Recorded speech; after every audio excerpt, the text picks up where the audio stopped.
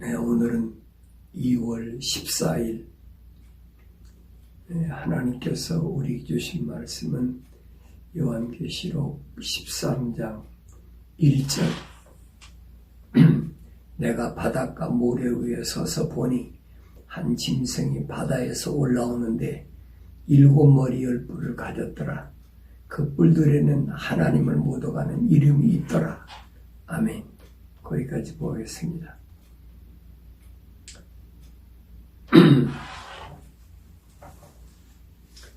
마지막 때 일어난 사건 가운데 7머리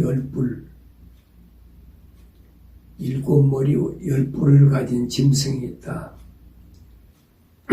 그건 기형이지. 우리가 그림으로 그렸을 때는. 그런데 그것은 하나의 상징적으로 역사적으로 일어난 사건들을 우리한테 예언하신 말씀인데, 하나님의 말씀인 성경은 역사적 사실을 다 기록하고 있습니다.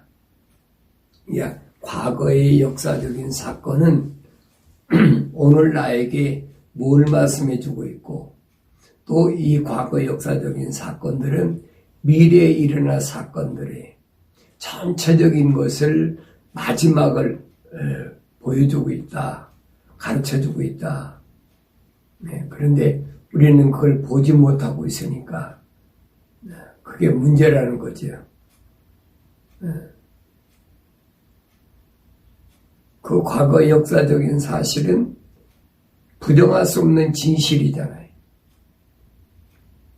아무리 역사적이라도 기록이 안 된 것은 우리가 믿을 수 없지요. 그런데 기록된 사실은 믿어야 되잖아요. 다른 건 없으니까. 과거에 내가 몇백 년, 몇천 년 전을 살아본 사람이 아니니까.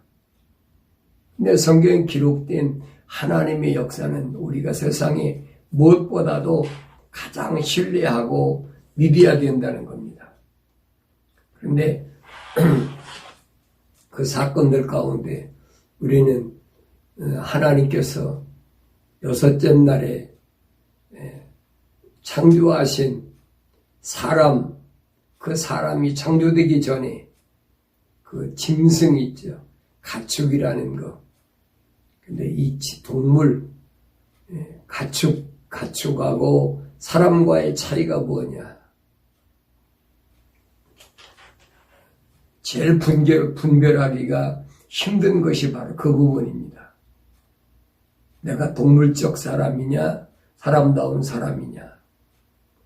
성경은 사람다운 사람이 어떤 사람이 사람다운 사람이냐. 그 사람다운 사람이란 말은 성경에서는 하나님의 형상을 닮았다. 하나님의 사랑의 호흡, 거룩한 호흡으로 지음받았다. 라고 그렇게 설명해 주고 있습니다. 그러면 누가 사람다운 사람이냐? 우리가 구약에서 내려가 보면 이스라엘 백성들이 광야에서 40년 동안 이제 광야를 통과하면서 가나안을 지금 점령하려고 하는데, 그때에 누가 나타납니까? 소위 말하면 모압이라는 모압왕 그 발락이 이스라엘 백성들을 이제 저주하라. 자기 힘으로 안 되니까. 그래서 하나님 백성들을 저주하라고 누굴 동원시키냐면 발람이라는 선지자를 동원시키잖아요. 이 발람이라는 선지자를 동원시켜가지고 하나님 백성들을 저주하라고 그랬는데, 발람이라는 선지자는 어떤 선지자예요? 성경에는 뭐라고 나와 있습니까? 짐승만도 못한 그런 모습으로 등장하고 있어요. 내 말이 아니에요. 모압왕 발락이 사람을 보내잖아요. 와서 이스라엘 백성을 저주해달라. 근데 발람이 처음에 한 말이 뭡니까? 은이나 금이 가득한 집을 나한테 준다 할지라도 그렇게 했어요. 은과 금이 가득한 집을 준다 할지라도. 그게 뭐예요? 뇌물이잖아요. 엄청난 내가 뇌물을 가져와서 나를 유혹한다고 할지라도 자기는 하나님의 선지자니까 그렇게 얘기를 합니다. 그래서 발락의 사실은 그냥 보냈는데 두 번째 다시 보내. 다시 보내니까 이 발람의 마음속에는 그 생각이 드는 거예요. 모압 왕 발락은 재물이 많은 사람인데 나한테 혹시 이런 엄청난 일을 맡기려고 그러면 그만큼 나한테 살해금을 하지 않겠느냐. 이 두 번째 사신들이 왔을 때 천사가 얘기를 합니다. 내 마음에 그렇게도 그 물질이 그렇게도 내 마음에 떠나지 않으면 따라가라. 그래 나귀 타고 달랑달랑 따라가는 거예요. 따라가다 무슨 일이 벌어졌습니까? 나귀는 눈이 열려서 천사가 칼을 들고 길거리에 서 있는 걸 보이는데 이 발람의 눈에는 안 보이는 거예요. 이미 뭐가 마음이 어두워졌어요. 은금이 그 마음을 어둡게 버렸어요. 나귀도 보는 천사가 들고 있는 칼을 들고 서 있는 모습을 이 발람이라는 선지자가 그걸 보지 못했단 말이에요. 그 뭐예요? 나귀만도 못한 거지. 짐승만도 못한 거지. 이건 여러분 우화가 아니에요. 성경에 기록된 거 우화가 되는 게 아니에요. 실제적인 사건이에요. 실제적인 사건. 네. 오늘날도 마찬가지. 자칭 선지자라고 그러는 자. 이 베드로가 그러잖아요. 히스, 개가 토한 것을 자기가 먹는다. 선지자를 가르칠 때 발람 같은 선지자를 가르칠 때 또 이세벨 같은 선지자를 가르칠 때 뭐라고 합니까? 돼지라 그러대. 돼지는 자기가 시친 곳에 다시 둥근다.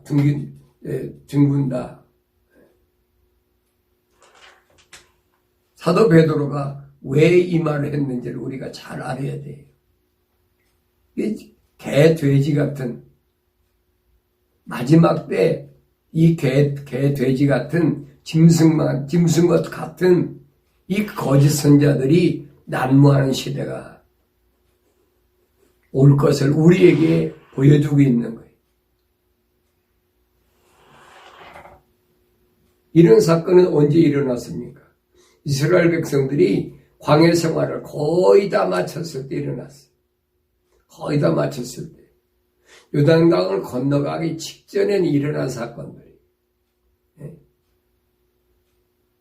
그러니까 이러한 사건들이 어떻게 일어났는지 우리가 민수기 22장부터 25장까지 보면은 이 사건을 잘 기록해 놓고 있습니다. 그러니까 이 말씀을 읽을 때 이 말씀이 오늘 나에게 뭘 말씀해 주고 있는지를 잘 깨달아야 돼. 이거 짐승만도 못한 이런 선지자, 이때가 마지막 때에 일어날 사건이구나. 마지막 때에 이런 것들이 일어나서 짐승만도 못한 것들이 일어나서 자칭 선지자라고 하는 자. 그래서 요한계시록 2장에 보면은 자칭 선지자, 또 3장에도 보면 자칭 선지자, 자칭 유대인, 이런 것이 나타날 것을 분명히 성경은 우리에게 말씀해 주고 있습니다. 그래서 하나님이 천사가 나타나서 발람에게 말하잖아요. 너는 하나님의 선택한 백성에게는 복을 빌고 축복을 하고 절대 저주는 하지 말아라. 너 저주하면 내가 망하니까. 그러니까 겉으로는 이스라엘 백성들을, 하나님의 백성들을 향해서 축복을 하는데 그 속으로는 아니. 이스라엘 백성들이 멸망할 하나님의 진노를 살 게 뭐냐? 그게 음란이다. 이방신을 섬기는 이스라엘 백성 가운데 소위 말하면 그 족장들이나 있잖아요. 천부장, 백부장 이런 그 지위에 있는 사람들, 이런 사람들 그 모압 땅에 있는 그 발락이 축제에 이들을 초청을 합니다. 초청을 해가지고 가서 음란하게 하고 우상을 숭배하고 이방 여인과 음란하게 하고. 그래서 이스라엘 백성들이 얼마나 어렵게 하나님의 그 거룩한 뜻을 이루기 위하여 지금 가나안 땅을 가고 있는데 그 중간에 만난 이 모압 족속들이 이렇게 음란하게 이스라엘 백성들을, 그 기잡이가 누구냐? 이 거짓 선지자거든. 거짓 선지자 발람이 겉으로는 하나님의 이름으로 복을 빌면서 하나님의 제일 싫어하시는 것, 이방신을 섬기는 것, 우상에게 절하는 것, 이런 것들을 이 발락에게 알게 해가지고 발락이 잔치를 베푼다고 하면서 이스라엘 민족들의 그 족장들이나 고관들을 불러가지고 잔치에 참여하게 하고 우상에게 절하게 하고, 입으로야 발람이 뭐 하나님의 복을 빌지요.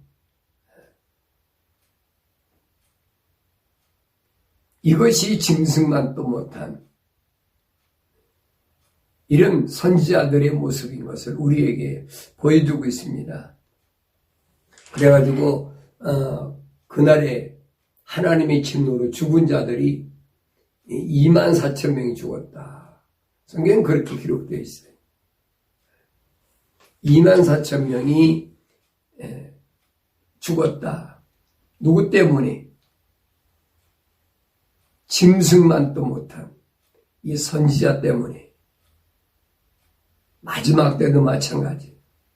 마지막 때도 우리 주님이 우리에게 말씀하신 게 뭐냐면 너는 동물적 사람이 아니라 하나님의 형상을 닮은 하나님의 거룩한 호흡으로 지음받은 하나님의 사람으로서 어떻게 살아가야 되느냐 하는 것을 역사적으로 우리에게 보여주고 있는데, 우리는 이스라엘 백성들이 출애굽해가지고 광야를 통과해서 요단강 건너서 가나안 땅에 들어갔다. 이건 하나의 역사적인 사건으로만 밖에 안 보이니까, 나하고는 아무 상관이 없다고 생각하니까, 수천 년 전에 일어난 하나의 사건으로 보니까, 그러니까 안 보이는 거예요.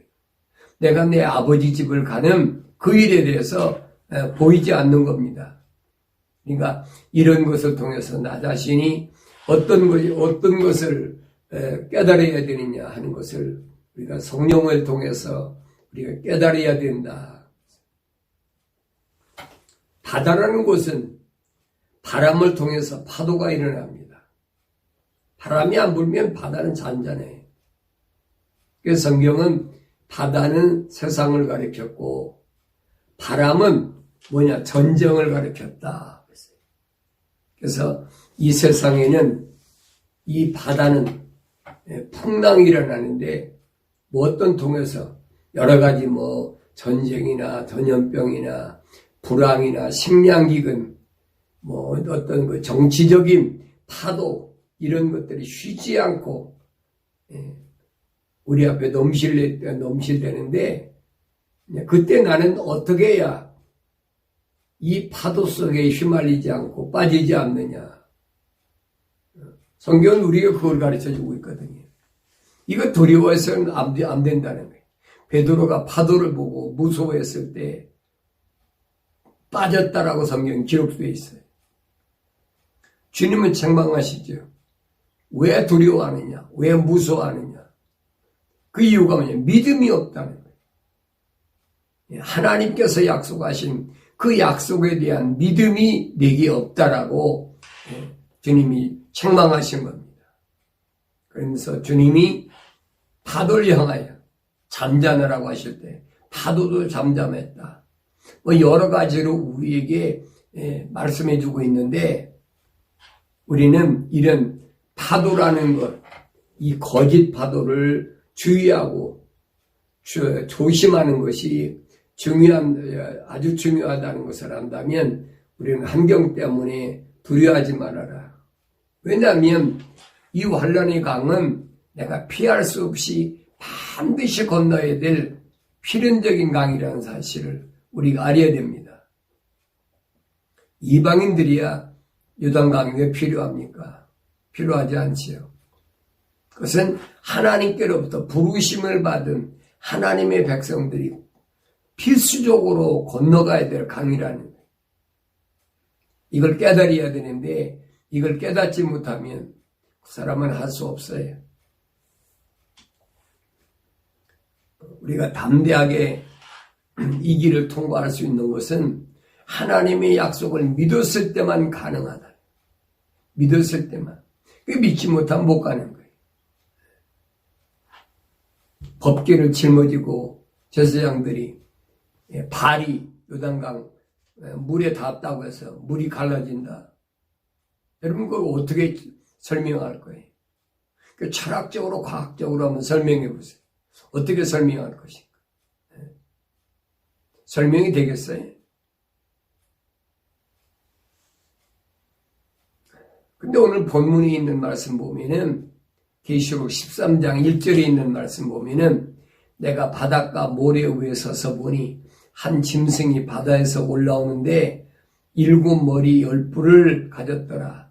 그 뿔들에는 하나님을 모독하는 이름이 있더라 그랬어요. 어떤 사람들은 계시록 13장에 기록된 이 말씀을 하나의 그 환상적으로 어떤 상상으로 그렇게 이해하려고 하는 사람이 많이 있어요. 그러나 이건 환상이 아니고 실제적 사건. 이걸 실제적 사건으로 보지 못하면 그 사람 맹인이에요. 소경이에요. 모르는 거예요.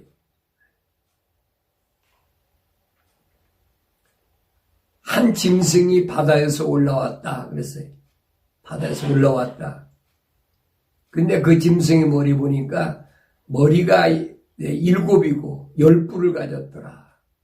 그 뿔들에는 하나님을 모독하는 이름이 있더라 그랬어요. 하나님을 모독한다. 하나님을 모독한다. 창조주 하나님을 모독하는 게 뭡니까?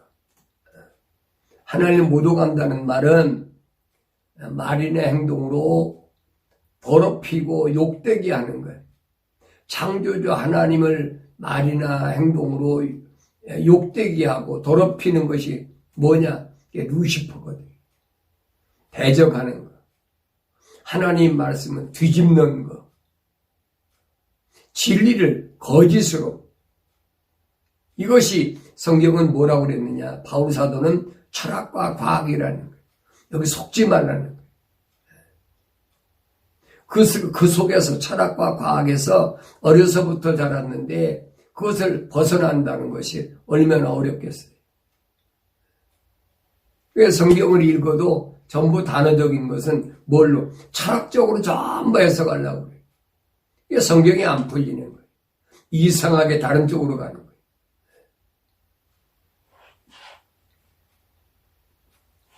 우리가 눈여겨서 보고 올바로 깨닫는 것이 뭐냐? 그게 성숙한 신앙이다 그랬어요. 그래서 머리는 뭘 가리키냐?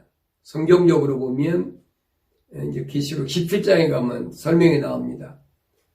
역사적인 국가, 하나님의 백성을 괴롭히던 국가. 이걸 17머리라 그랬어요. 7머리. 그 다음에 뿔은 뭐냐면 뿔은 통치자. 네, 열통치자를 상징할 때 나타나는 건데 이제 7머리를 설명한 것은 계시록 17장 8절에 가보면 내가 본 그 짐승은 그랬어요. 사도 요한이 본 짐승.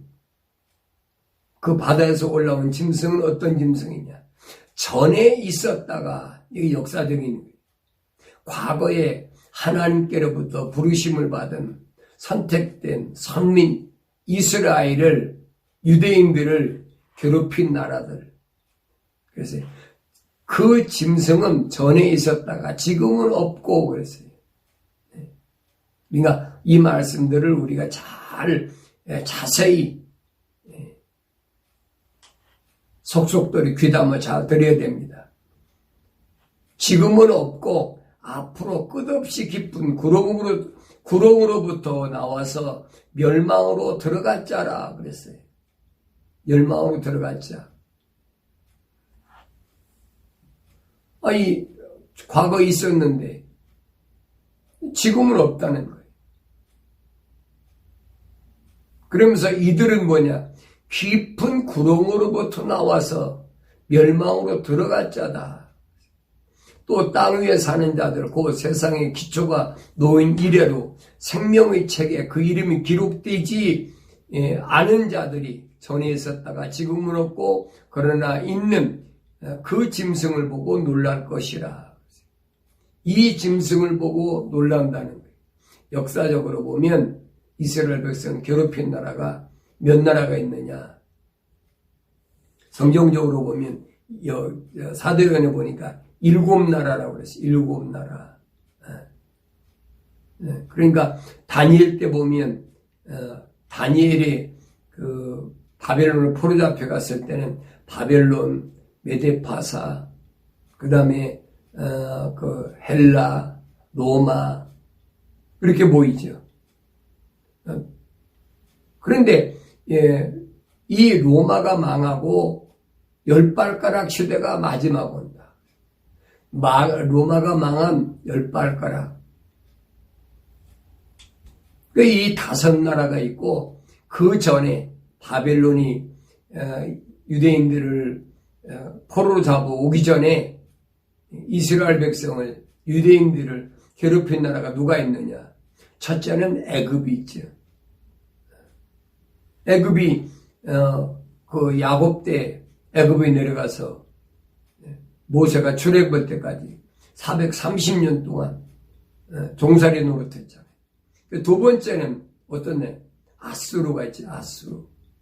북이스라엘을 침략한 아수르. 그러니까 전부 합치면은 꽤 7나라예요. 그래서 7머리라. 그래서 7머리. 이 7머리에 대해서 우리가 잘 알아야 됩니다. 그래서 애굽이나 아수르나 바벨론이나 메데파사나 헬라나 로마 그 다음에 10발가락. 이 7머리. 다니엘서 2장에 보면은 이 10발가락 다음에 뭐가 이루어지느냐. 뜨인돌이 와서 이 신상을 깨부시는 모습이 나와요. 그러니까 이런 것들이 역사적으로 우리에게 뭘 보여주고 있느냐 하는 것을 알아야 된다 이 말이에요. 그래서 10발가락 보니까 절반은 진흙이고 절반은 철이다. 이게 합쳐졌다. 그랬어요.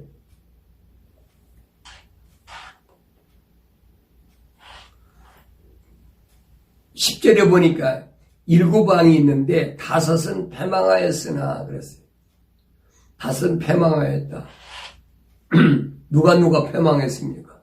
패망한 나라가 어떤 나라? 어떤 나라예요?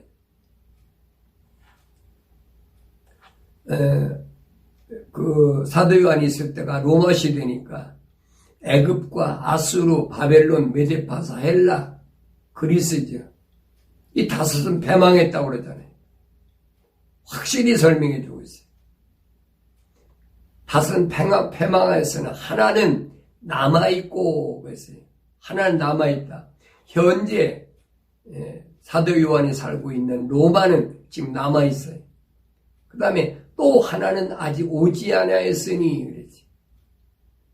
패망한 로마에서부터 다시 나올 재생 로마, 그 나라는 아직 오지 않았다. 그러나 그가 오면 잠시 동안 머물러야만 되리라. 그가 오면 잠시 동안 머물러 있는다. 이게 역사적으로 정확하게 좀 설명해 줘요. 근데 다니엘서만 읽어가지고는 이게 해석이 안 돼요. 이해가 안 돼요. 요한계시록을 알아야 돼. 또 요한계시록만 알아서 일곱 머리 열 뿔이 뭔가. 이스라엘의 역사를 모르면 이거 알 수가 없어요. 그래서 성경을 내가 자꾸 읽으라는 얘기예요. 성경을 읽어보면 일곱 머리 열 뿔이 뭔가 하는 것을 자세히 우리에게 설명해 주고 있어요. 패망한 로마. 이 로마가 서로마하고 동로마가 망했잖아요. 서로마는 AD 467년인가요? 동로마는 1353년인가? 14세기인가 아마 망했을 거예요. 역사적으로 틀림없는 사실이거든요. 전에는 있었으나 지금은 없는 그 짐승이 8번째지만 그래. 7 중에 속한 자라. 8번째.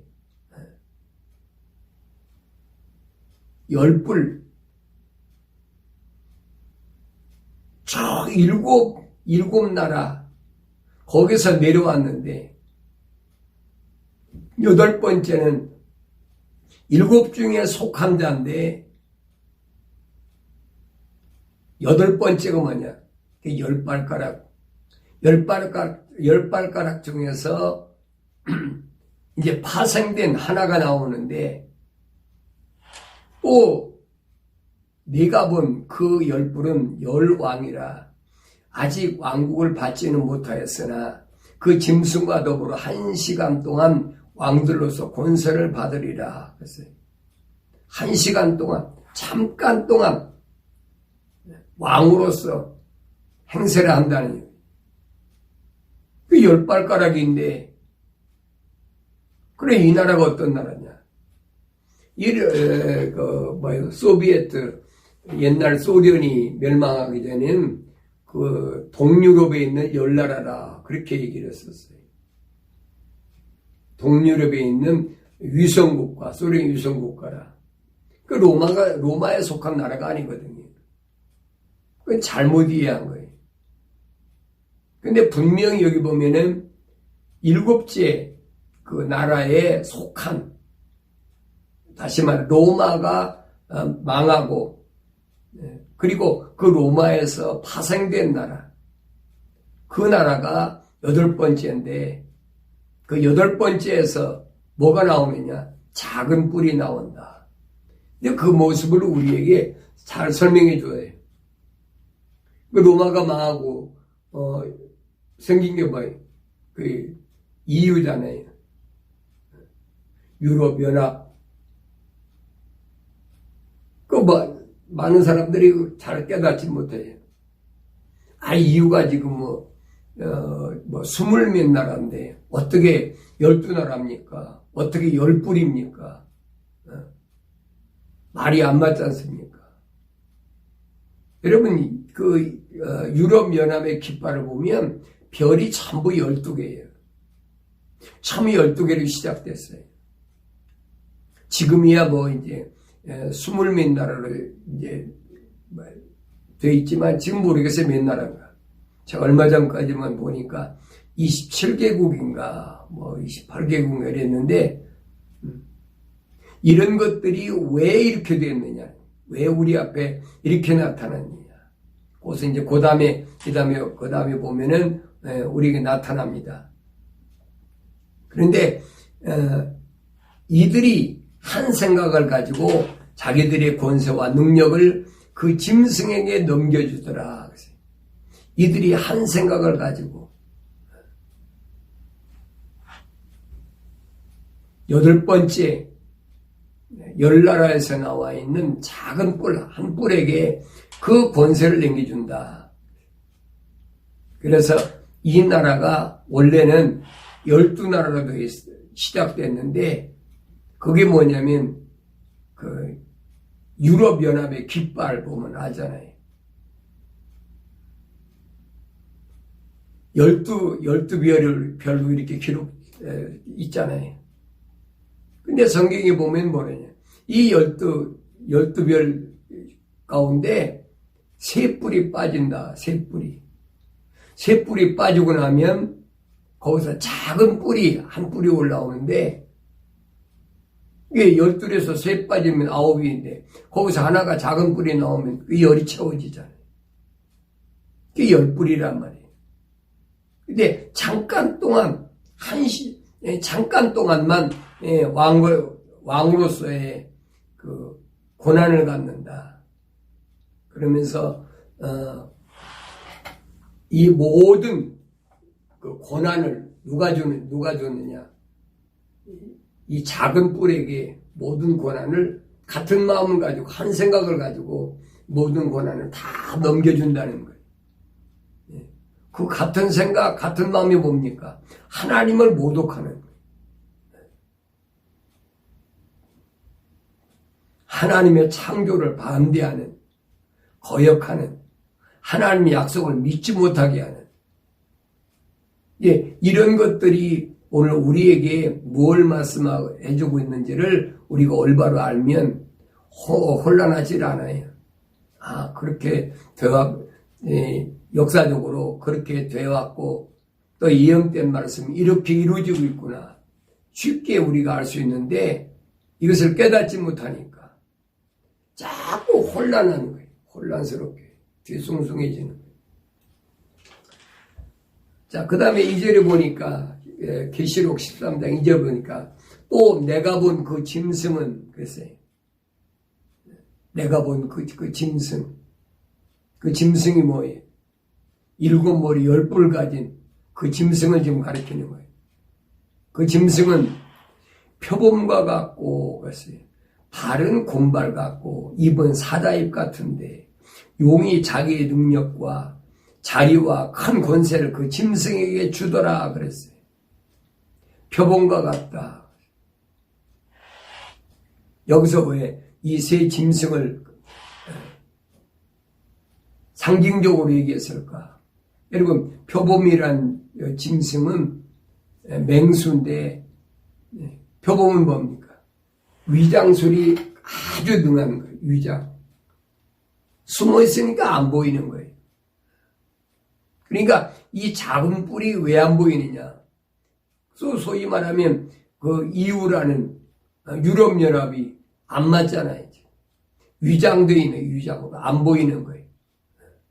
뭐 깃발도 보면 12별로 되어 있고 또 유럽연합도 보면은 거기에 지금 등록된 나라가 20몇 나라고 근데 10뿔이라고 그게 어떻게 믿어지겠어요? 안 믿어지지. 그러나 이 말씀을 자세히 보면은 원래 유럽연합은 깃발에 기록된 대로 12나라로 형성됐는데 거기서 3뿔이 빠지고 그리고 작은 뿔 하나가 나와서 10나라가 이루어지는 거예요. 이게 10뿔이에요. 이게 보입니까? 안 보이죠? 이게 위장한 거예요. 그래서 성경에서는 표범과 같다. 표범과 같다. 또 표범의 특징이 뭡니까? 나무나 풀 속에 탁 숨어 있다가 모기가 자기 사냥감이 오면은 신속하게 탁 뛰어나가갖고 채가잖아요. 이 표범의 특징이거든요. 그러니까 위장된 것들이 우리 눈에 안 보인다고 그래서 그게 없는 게 아니란 말이에요. 하나님께서 다 미리 준비해 놓으신 거예요. 이거 아무나 보이면 되나요? 볼 수가 없지요. 두 번째로 곰발 같다. 곰발은 뭐냐면 여러분 우리가 곰이라는 그 짐승의 특성을 보면 앞발을 사용하죠. 발로. 먹이를 때리고, 자기 먹이를 때리고, 그리고 잡아 끌어당기고, 소위 끌어가는 정치. 짐승화된 거. 사회주의, 공산주의. 자꾸 끌어가잖아요. 끌어다가 자기 입에다가 집어넣고. 이런 것들이 우리에게 뭘 설명하고 있는지를 알아야 되는데 이걸 알지 못해요. 성경에 빠진 것이 없어요. 전부 소상히 가르쳐주고 있어요. 마지막 때는 전부 이것들이 하나로 만든다는 거예요. 자기와 만든. 세 번째는 사자입 같더라. 그래서 사자입. 사자가 여러분 얼마나 잔인합니까? 무자비한 무자비. 사자가 먹이를 먹을 때 보세요. 얼마나 아드득하고 뼈까지 깨물어 먹는지. 이 짐승으로 표현한 것이 왜 그러느냐? 하나님 백성들이 이것을 볼 수 있어야 되는데 이걸 보지 못하니까, 이들이 무자비함을 보지 못하니까, 이들을 향해서 뭐라고 얘기합니까? 모르니까 아무 인권이 어떻고 뭐 무지막지하다, 짐승 같다, 별소리 다 하잖아요. 이게 모르니까 그래요. 모르니까. 그게 당연한 건데 성경은 당연하다고 기록되어 있는데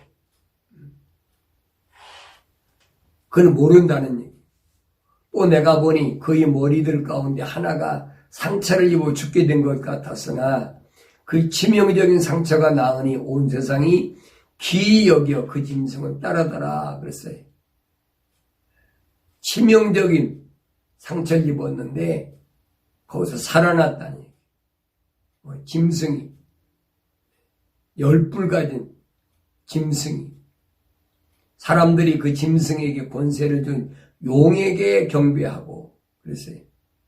짐승에게 권세 준 용에게 사탄 마귀에게 경배하고 또 짐승의 경배며 말하기를 누가 그 짐승과 같으며 누가 감히 그와 더불어 싸울 수 있으리오라고 하더라.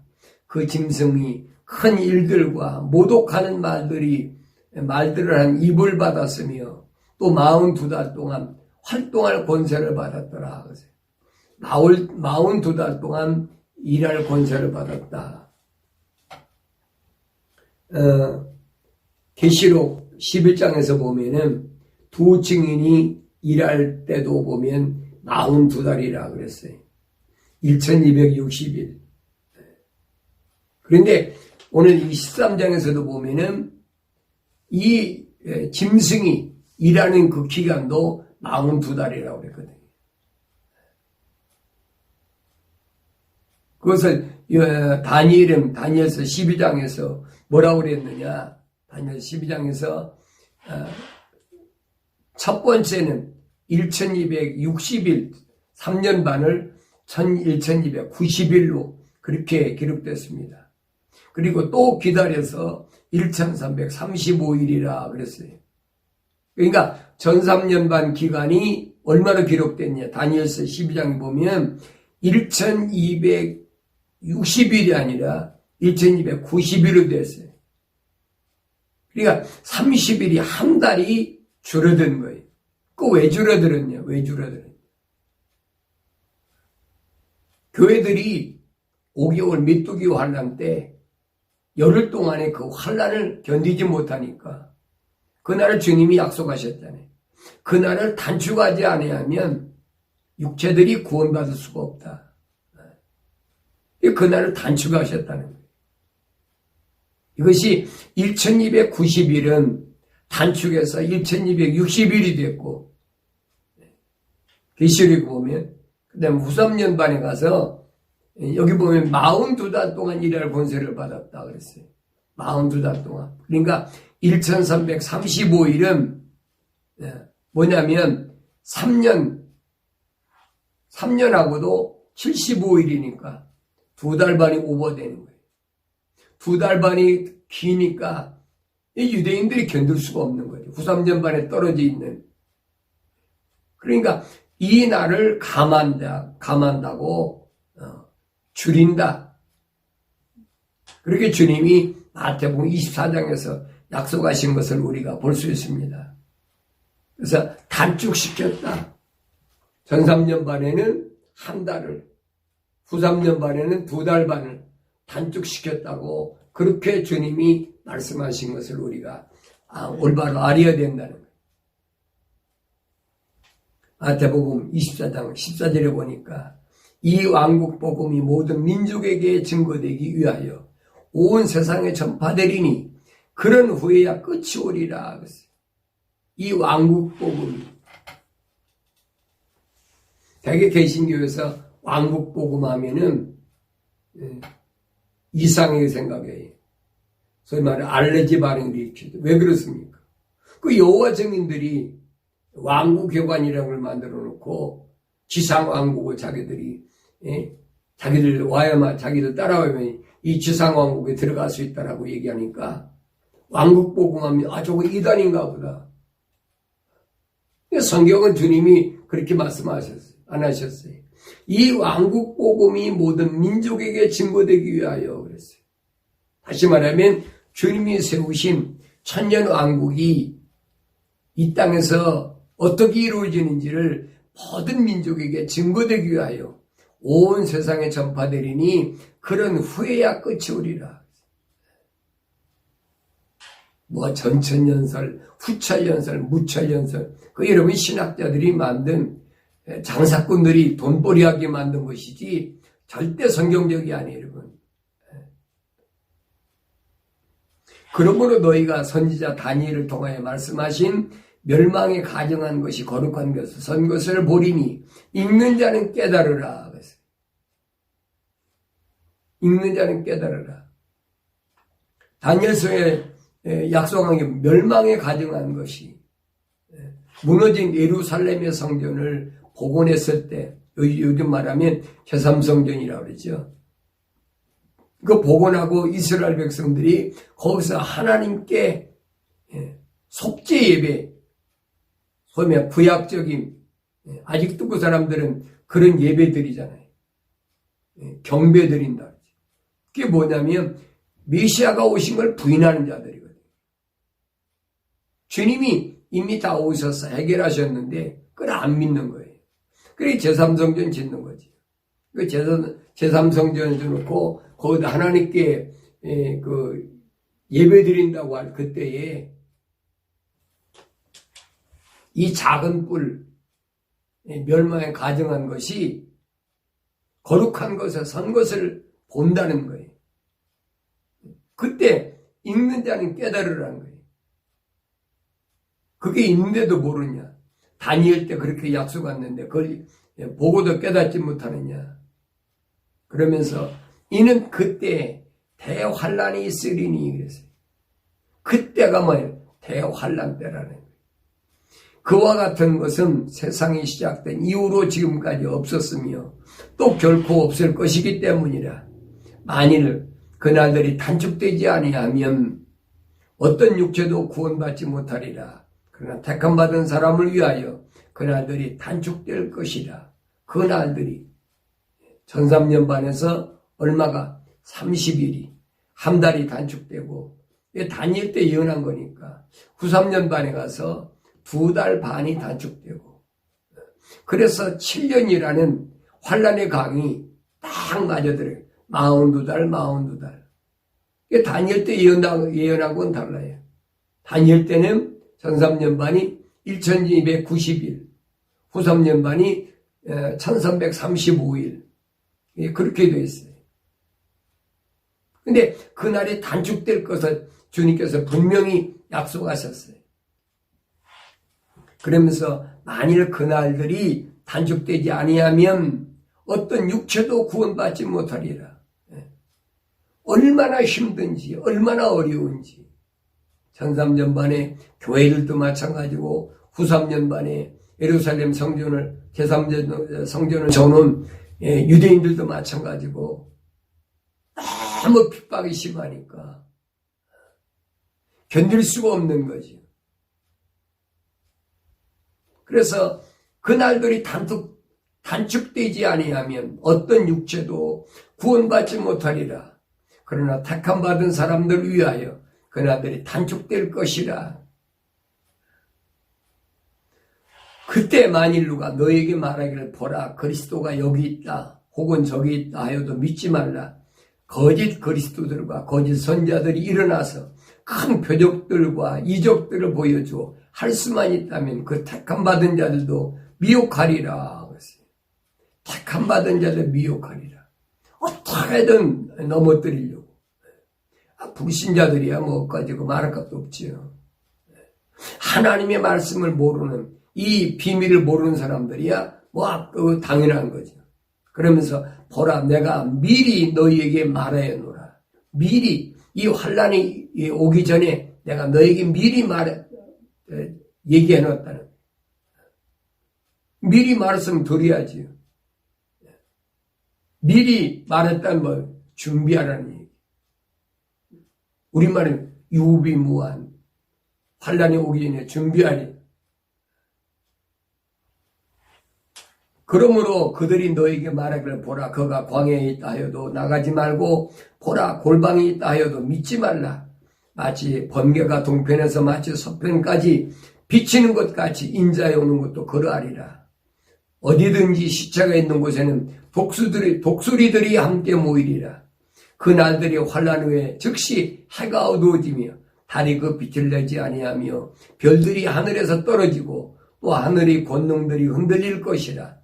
그 후에 하늘에 있는 인자의 표적이 나타나리니. 이런 1월 성신, 하늘의 별이나 해나 달이나 이런 것들이 여기 보니까 땅에 떨어진다. 해가 즉시 어두워지고 달이 그 빛을 내지 아니하고 해가 어두워지니까 달은 마땅히 빛을 내지 못하지요. 별들이 또 하늘에서 떨어지고 하늘의 권능들이 흔들릴 것이라. 하늘의 권능들, 하나님이 창조하신 것들. 그러면서 그 후에 하늘에 있는 인자의 표적이 나타나리니 땅의 모든 지파들이 통곡할 것이며 또 그들이 인자가 권세와 큰 영광으로 하늘에 구름을 타고 오는 것을 보리라.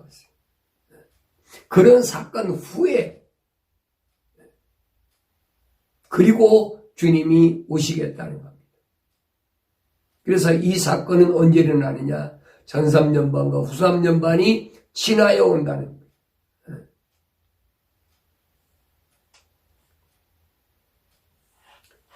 그들이 인자가 권세와 큰 영광으로 하늘의 구름을 타고 오는 것을 보리라. 하늘의 구름을 타고 온다. 구름이 뭐라고 그랬어요? 구름. 물의 천사라고 그랬잖아요. 물의 천사와 함께 주님이 오신 것을 본다. 또 주께서 큰 나팔 소리와 함께 천사들을 보내리니 나팔 소리. 마지막 나팔 소리. 변화되는 하나님의 거룩한 백성들이 변화되는 놀라운 기적이 일어나는 나팔 소리. 라스트 트럼펫, 마지막 나팔. 바울은 그랬잖아요. 그 마지막 나팔이 불면 순식간에 죽을 몸이 죽지 않을 몸으로, 썩을 몸이 썩지 않을 몸으로 그렇게 변화된다고 약속했잖아요. 그러면서 또 주께서 큰 나팔 소리와 함께 천사들을 보내리니 그들이 하늘 이편 끝에서 저편 끝까지 사방에서 그의 택하신 자들을 함께 모을 것이라. 천사들이 사역하는 거예요. 천사들이 다 모여서 주님을 영접하게 한다는 거예요. 그 짐승 입을 하나님을 대적하여 모두 가되 그 이름과 그의 성막과 하늘에 거하는 자들을 모두 가더라. 하나님의 이름을 모두 가고 또 그 성막의 거룩한 집에 거하는 하늘에 거하는 성막과 하늘에 거하는 자들 모두 가더라. 그가 성도들과 싸워 그들을 이기는 권세를 받았으며 모든 족속과 언어와 민족을 다스리는 권세를 받았더라. 봤어요. 성도들과 싸우는데 성도들을 이기는 권세를 받았더라. 그러니까 이 땅에서는 성도들이 절대 주님 오시기 전에는 이길 수가 없어. 이것들과. 바울이나 여러분 베드로가 왜 그래서 뭐라고 합니까? 세상 정치하는 것들과 싸우지 말라는 거예요. 그건 하나님이 다 준비해 놓으신 거니까 그 정권 가진 자들과 싸우지 말라는 거예요. 거스르지 말라는 거예요. 그래서 세금 낼 자에게 관세 낼 자에게 관세 낼 자에게 내고 국세 낼 자에게 국세 내고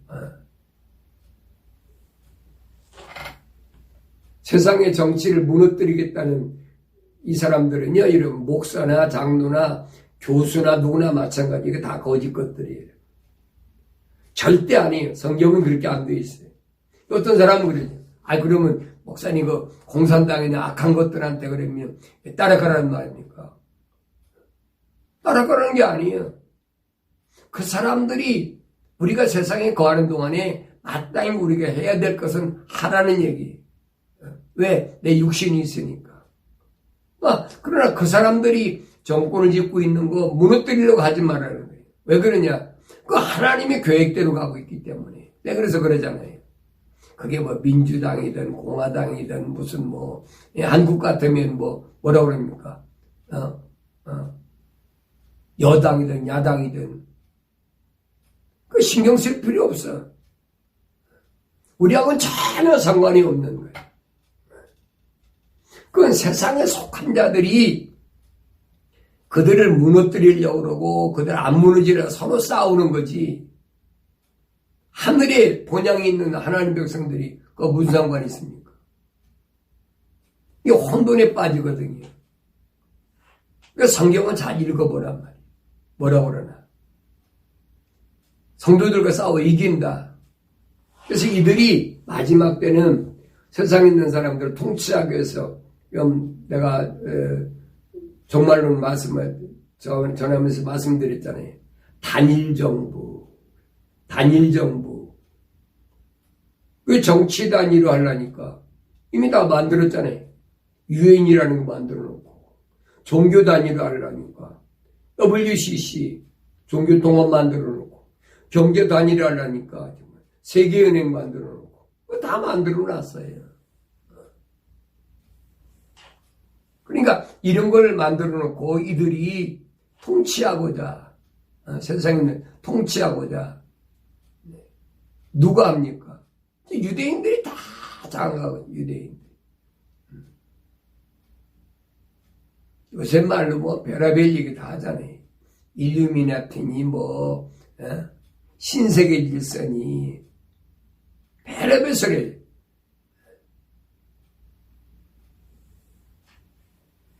세상의 기초가 놓인 이래로 죽임당한 어린 양의 생명책에 그들이 이름이 기록되지 못하고 땅에 사는 모든 자는 그에게 경배할 것이라. 땅에 사는 자들은 그들에게 경배한다. 생명책이 기록되지 않은 자, 생명책이 기록되어 있는지 기록되지 않았는지 뭘로 아느냐. 여기 분명히 약속해 놨잖아요. 세상의 기초가 놓인 이래로 그랬어요. 창조 이래로 죽임당한 어린 양의 생명의 책에 그들이 이름이 기록되지 못하고 땅에 사는 모든 자에게 모든 자는 그에게 경배할 것이라. 하나님 거룩한 호흡으로 지음받지 못한 그 사람들은 그 짐승에게 경배하는 것이 마지막 사건의 모습이라는 거예요. 그러면서 누구든지 귀 있는 자는 들을지어다. 포로로 삼는 자는 그도 포로가 될 것이요 칼로 죽이는 자는 그도 칼로 죽게 될 것이라. 여기에 성도들의 인내와 믿음이 있느니라. 성도들의 인내와 믿음이 있어요. 평안할 때야 얼마든지 신앙생활 한다고 얼마든지 할 수 있죠. 인내는 편안할 때 인내가 필요합니까? 하루하루 살면 되는 거지. 고난과 시련과 환난과 어려움이 있으니까 인내와 믿음이 필요한 거지. 또 내가 보니 다른 짐승이 땅에서 올라오는데 어린 양처럼 두 뿔을 가졌으며 용과 같이 말하더라 그랬어요. 이제는 땅에서 올라오는 짐승. 아까는 바다에서 올라온 짐승이었는데 이번엔 땅에서 올라온 짐승이 있는데 보니까 어린 양처럼 두 뿔을 가졌다 그랬어요. 어린 양. 그리스도의 흉내를 낸다는 거예요. 보기에는 맨날 입에서 모여가지고 하나님 이름 팔고 예수 이름 팔고 성령 이름 팔고 하지요. 그런데 그 입에서는 보면은 용과 같이 말을 하더라. 용. 사탄 마귀. 소위 말하면 용과 같이 말하는 게 뭐예요? 철학과 과학적으로 얘기하는 거예요. 이 얼마나 무서운 얘기인가 우리가 들을 수 있어야 됩니다. 그가 자기 앞에 있던 첫째 짐승의 권세를 행사하고 또 땅과 거기에 사는 자들로 하여금 치유받은 그 첫째 짐승이 경배하게 하더라. 또 큰 이적들을 하는데 심지어는 사람들 앞에서 불이 하늘에서 땅으로 내려오게 하더라. 이 땅에서 올라온 거짓 선지자, 사탄 마귀 앞제비, 이들이 기적을 행한다. 그러면서 그가 짐승 앞에서 행할 권세를 받아 그 같은 기적들을 통하여 땅에 거하는 자들을 미혹하며 또 땅에 거하는 자들에게 말하기를 칼로 상처를 입었다가 살아난 짐승을 위하여 형상을 만들어야 한다고 하더라. 또 그가 짐승의 형상에게 생명을 주는 권세를 받아 그 짐승의 형상에 경배하지 않은 자는 다 죽이더라. 짐승의 우상에게 경배하지 않는 자. 이건 여러분 생각이 아니에요. 사상이 아니에요. 실제적 사건이에요. 7년이라는 전3년 반의 환란의 광 동안은 주님이 세우신 교회들이 음란한, 말하면 우상 숭배하는 것. 그게 뭐예요? 개신교에서 하는 게 뭡니까? 나도 한평생 속아왔으니까. 태양신 섬기는, 탄무수 신을 섬기는 성탄절 아닙니까? 그 다음에는 봄의 여신, 축제, 부활절 아닙니까? 이게 거짓말이거든요. 이 우상숭배는 음란한 것이거든요. 이거 멸망할 거예요. 이거 따라가면 안 된다는 거예요. 그래서 거짓 사도신경, 거짓 사도들이 신앙 고백, 사도신경. 사도들이 신앙 고백은 베드로가 한 거 하나밖에 없어요. 주는 그리스도이시요 살아계신 하나님의 아들이십니다. 그거밖에 없어요. 교회 신앙 고백은 그거예요.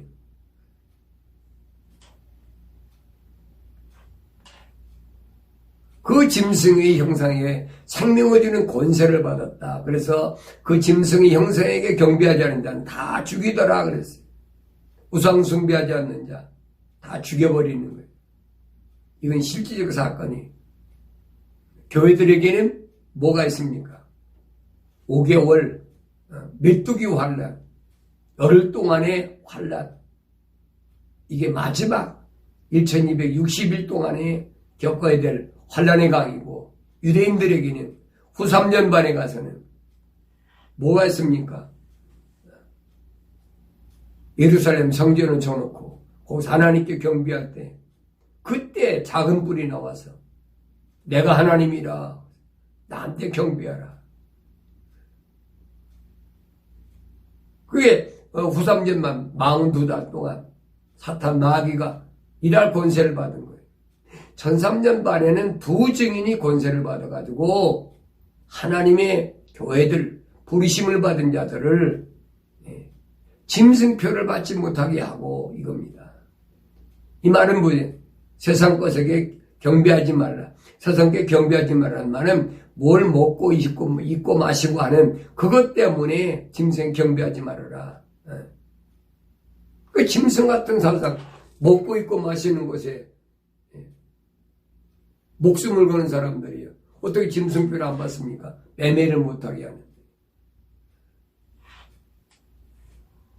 그가 모든 자, 즉 작은 자나 큰 자, 부자나 가난한 자나 자유자나 종이나 그의 오른손에나 이마에 표를 받게 하고 그 표나 그 짐승 이름이나 그 짐승의 숫자를 지닌 사람을 죄하고는 아무도 사거나 팔 수 없게 하더라 그랬어요.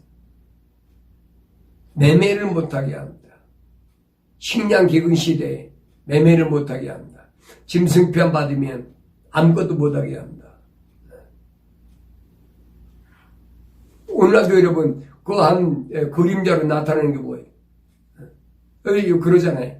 무슨 백신을 코로나 백신을 안 맞으면 여행도 못합니다. 비행기도 못합니다. 마켓도 못 간다. 별의별 소리 다 하잖아요. 이런 것들은 여러분 실제적인 게 아니에요. 이건 하나의 그림자로 나타난 거예요.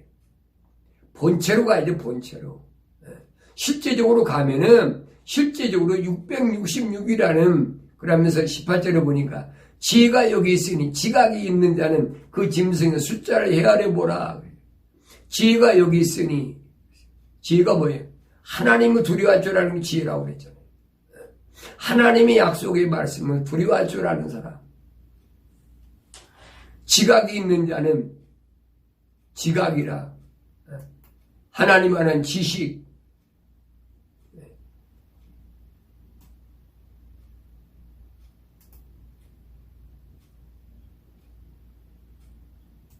하나님의 약속의 말씀을 올바로 볼 수 있는 시각. 이 지각이 있는 자는 그 짐승의 숫자를 세어보라 그랬어요. 그 짐승의 숫자를 세어. 그것은 한 사람의 숫자 아니에요. 한 사람. 단체적으로 받는 게 아니에요. 각 사람이 숫자를 받는데 666이라. 이건 여러분 사상을 가리킨 게 아니에요. 실제적인 사건이 실제적인 사건. 그래서 1300년반엔 두 증인들이 나와서 영원한 복음을 전하면서 절대 짐승표 받으면 안 된다. 그게 어떤 형태로 나타나든 그게 시작이 바코드로 시작됐든 그게 이제 QR코드가 됐든 그게 이제 벨리칩으로 왔든 그건 하나의 모형이에요, 여러분. 그림자. 본체가 아니란 말이에요. 실제적으로 본체가 나타났을 때는 그게 다 뭐냐면 짐승에게 경배하는 거예요. 우상 숭배하는 거예요. 매매를 못하게 하니까 여러분 생각해 보세요. 내가 연금이 아무리 많이 가지면 뭐 할 겁니까? 매매를 못하면. 매매를 못하면 아무것도 못하는 거예요. 물도 안 나오죠. 전기도 못 쓰지요. 너 먹을 것은 말할 것도 없고. 이 세상에서 살아가는 것이 불가능하게 만들어버린 거예요. 근데 짐승표 안 받겠습니까? 안 받을 자신 있어요. 하나님의 약속을 안 믿고 하나님 명령을 거역하지 않고 살아갈 자신 있느냐고. 지금 요한계시록 13장은 그걸 설명하고 있는 거예요. 그건 추상적인 것이다. 그럴 것이다. 그거 아니에요, 여러분.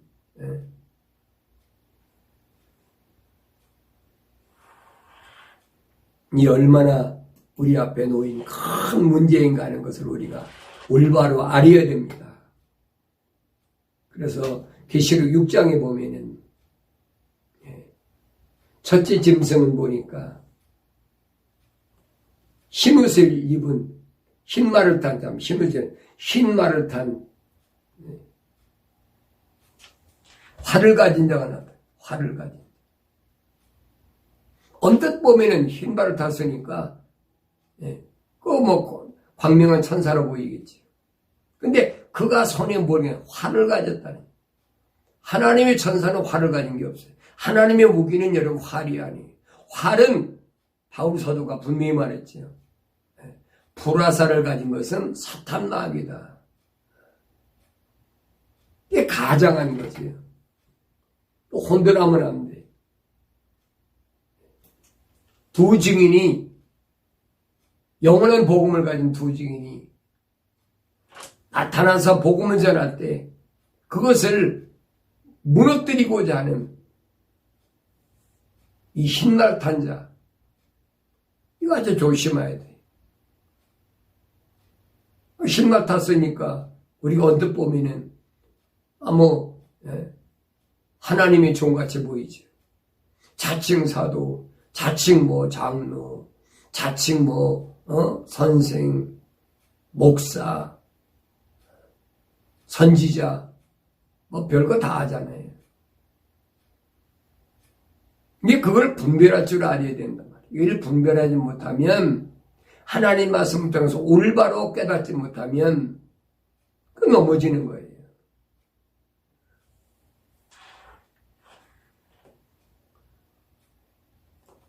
이런 것에 미혹되고 이런 것에 휩쓸려 버리면 영원히 멸망당할 수밖에 없다 하는 것을 성경은 우리에게 설명해 주고 있습니다. 정신 바짝 차리지 않으면, 올바로 깨닫지 못하면 끌려갈 수밖에 없어요. 철학적으로 보면 악한 거하고 대항하고 싸워야 되는데 옳은 것 같지요. 독재자하고 싸우는 게 옳은 것 같지요. 붉은 세력하고 싸워야 되니까 옳은 것 같아요. 그 성경은 아니란 말이에요. 이 땅에 있는 자들은 우리가 싸울 대상이 아니라니.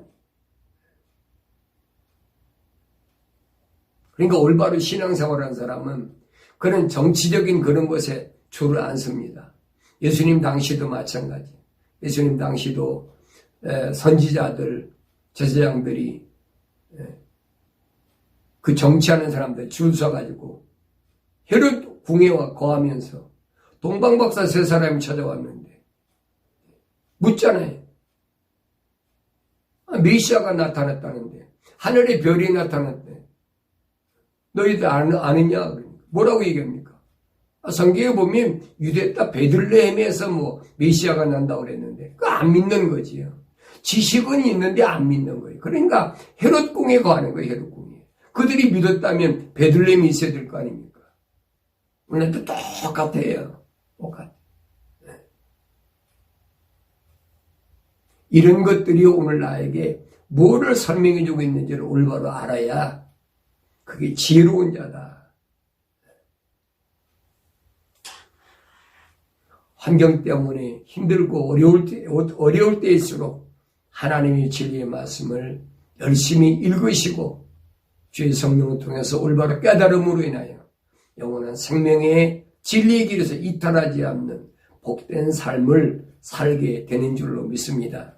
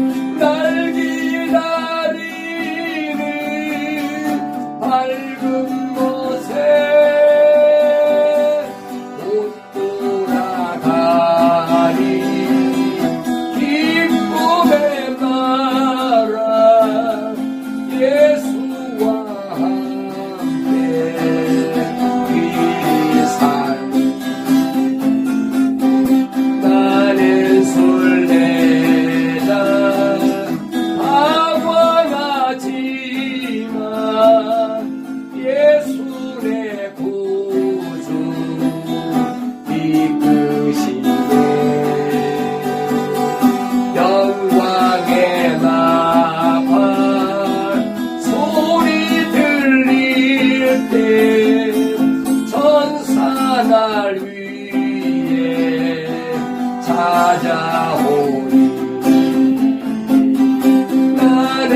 술래자 돌아가리